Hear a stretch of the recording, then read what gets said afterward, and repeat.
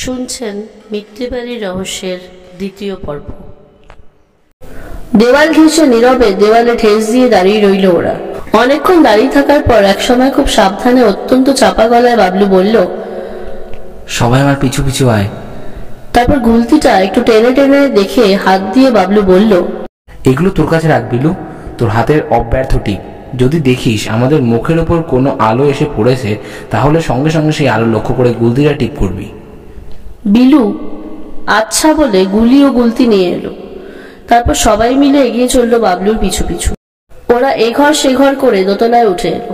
দোতলার বারান্দা পার হয়ে একটা ঘরের কাছে যেতেই দেখলো ঘরের ভেতর থেকে মৃদু একটু আলোর রেখা খুব অস্পষ্টভাবে বাইরে ভেসে আসছে। ওরা একবার থমকে দাঁড়ালো।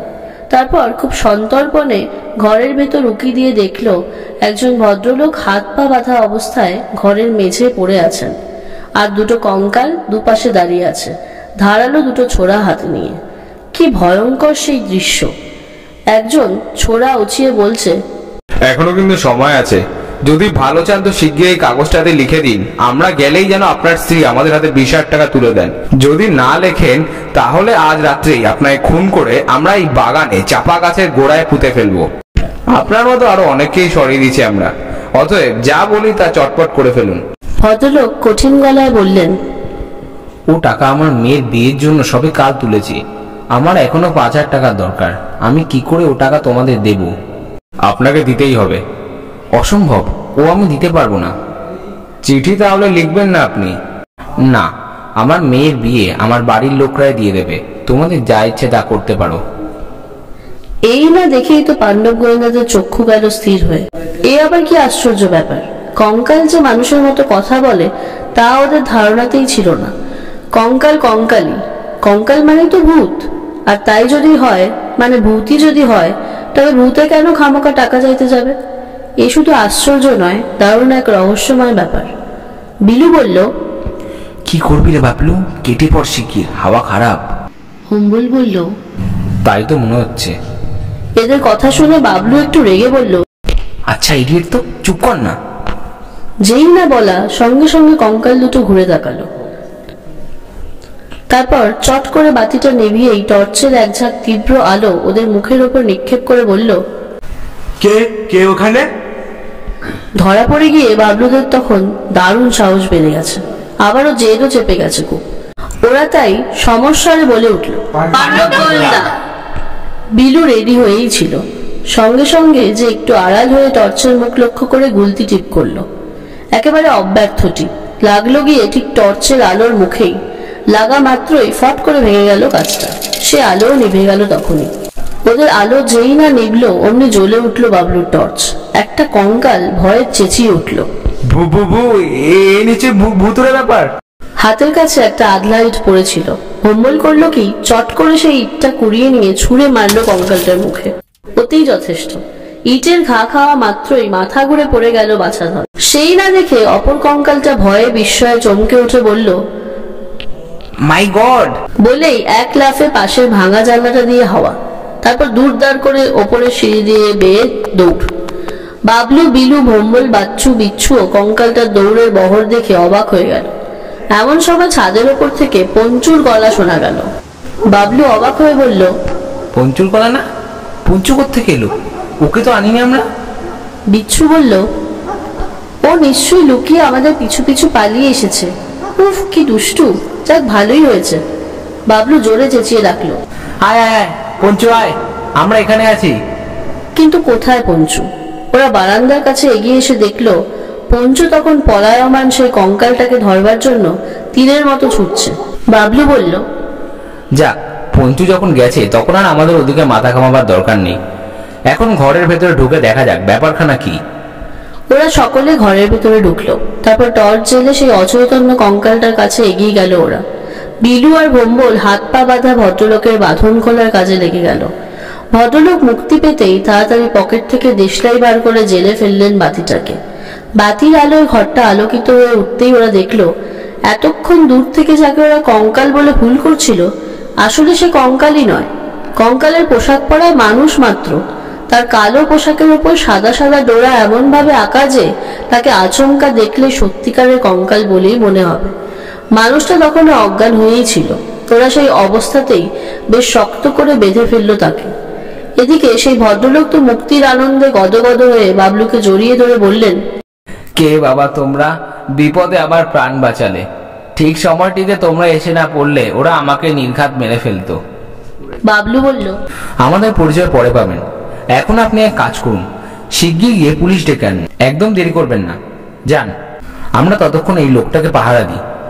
ভদ্রলোক বললেন, ঠিক বলেছ, আমি এখনই গিয়ে পুলিশ নিয়ে আসছি, তোমরা একটু অপেক্ষা করো। এই বলে ভদ্রলোক চলে গেলেন। দূর থেকে পঞ্চুর ডাক তখনও কানে আসছে। এই বাড়ির পিছন দিকে একটা পুকুর আছে, সেই পুকুরের পাড় থেকে পঞ্চুর গলার স্বর ভেসে আসছে। বাবলু বলল, আমার মনে হয় কঙ্কালের পোশাক পরা সেই লোকটা পালাতে না পেরে জলে ঝাঁপ দিয়েছে, আর পঞ্চু ছাড়বার পাত্র নয়, বোধহয় উঠতে দিচ্ছে না বেটাকে। খানিক পরেই বাগানের বাইরে একটা গাড়ি থামার শব্দ পাওয়া গেল। মঙ্গল বারান্দার কাছে এগিয়ে গিয়ে টর্চের আলো ফেলে দেখলো সত্যিই পুলিশের গাড়ি সেটা। গাড়ি থেকে নেমে কয়েকজন পুলিশ বাগানে ঢুকতেই মঙ্গল ওপর থেকে হেঁকে বলল, আমরা সবাই এখানে আছি, আপনারা সোজা ওপরে উঠে আসুন। পুলিশের লোকেরা দ্রুত ওপরে উঠে এলো। ওদের সঙ্গে ছিলেন সেই ভদ্রলোক এবং থানার ওসি। ভদ্রলোক বললেন, এই সেই ছেলেরা যারা আমার জীবন রক্ষা করেছে। ওসি বাবলুর কাঁধে হাত রেখে বললেন, তোমাদের পরিচয়? আমরা পাণ্ডব গোয়েন্দা। আজকের দিনে তোমাদের মতন ছেলেমেয়ে দেখা যায় না। তা পাণ্ডব গোয়েন্দার মানে তো কিছু বুঝলাম না ভাই, এত রাত্রে তোমরা এখানে কি করতে এসেছিলে? বাবলু তখন একে একে সব কথা খুলে বলল। সব শুনে ওসি অত্যন্ত খুশি হয়ে বললেন, এই যে ভদ্রলোকের জীবন রক্ষা করলে তোমরা, ইনি কে জানো? ইনি একজন অধ্যাপক, তোমরা হয়তো নামও শুনে থাকবে। বাবলু বলল, কি নাম? এর নাম ভবেশ রায়। বাবলু বলল, হ্যাঁ শুনেছি। এমন সময় ওসির চোখ পড়ল সেই কঙ্কালের পোশাক পরা লোকটির দিকে। লোকটিকে দেখেই চমকে উঠলেন তিনি। আরে এই বেটা তো একদম দাগি আসামি। আমিও অনেকদিন ধরেই খুঁজছিলাম বেটাকে। বেশ কয়েকটা মার্ডার কেস ঝোলানো আছে বেটার নামে। বাবলু বলল, আরো একজন আছে স্যার। কোথায়? সে গিয়ে পুকুরে ঝাঁপ দিয়েছে, আমাদের কুকুর পাহারা দিচ্ছে তাকে। ওই শুনুন আমাদের কুকুরের ডাক। পঞ্চু তখনও সমানে চেঁচিয়ে চলেছে। ওসি তার কয়েকজন কনস্টেবলকে বললেন, এই তোরা এই বেটাকে অ্যারেস্ট করে ভ্যানে ওঠা, আমি ততক্ষণে অন্যটার ব্যবস্থা করি। এই বলে আরো 2-4 জন কনস্টেবলকে নিয়ে পুকুরের দিকে চললেন। পাণ্ডব গোয়েন্দারাও পুলিশের সঙ্গে চলল। জোড়া জোড়া টর্চের আলোয় আলোকিত পথে দলবদ্ধ হয়ে চলতে কোনো অসুবিধেই হলো না। পুকুর পাড়ে গিয়ে সবাই যা দেখলো তা এক মহা কেলেঙ্কারির ব্যাপার।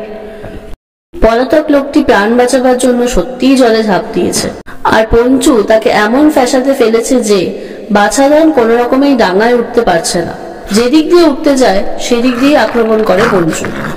নিরুপায় লোকটি তখন পঞ্চুর আঁচড় কামড় থেকে বাঁচবার জন্য জলের ওপর রসগোল্লার মতো ভাসছে। বাবলু গিয়ে পঞ্চুকে ধরতেই জল থেকে সুরসুর করে উঠে এলো লোকটি।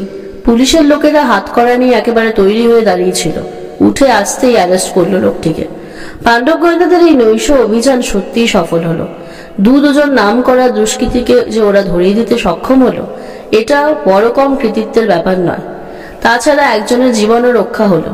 ওসি সেই রাতে পুলিশের জিপে করেই পাণ্ডব গোয়েন্দাদের প্রত্যেককে তাদের বাড়িতে পৌঁছে দিলেন এবং সকলের বাবা মাকে ধন্যবাদ জানালেন। আর সেই ভদ্রলোক অর্থাৎ ভবেশ বাবু তার মেয়ের বিয়েতে পাণ্ডব গোয়েন্দাদের নেমন্তন্ন তো করলেনই, উপরন্তু করলেন কি, তার পরদিন রাত্রিবেলা পাণ্ডব গোয়েন্দাদের প্রত্যেকের বাবা মাকে বাড়িতে নিয়ে গিয়ে দারুণভাবে খাওয়ালেন। সে নিমন্ত্রণে অবশ্য পঞ্চুও বাদ পড়েনি। সেই থেকে পাণ্ডব গোয়েন্দাদের নাম সকলের মুখে মুখে ছড়িয়ে পড়ল। শুনছিলেন মিত্তির বাড়ি রহস্য। আশা করছি গল্পটি আপনাদের ভালো লেগেছে। ভালো লাগলে চ্যানেলটিকে লাইক, শেয়ার ও সাবস্ক্রাইব করতে কিন্তু ভুলবেন না, এবং গল্প কেমন লাগলো কমেন্টের মাধ্যমে জানাতেও ভুলবেন না। ধন্যবাদ।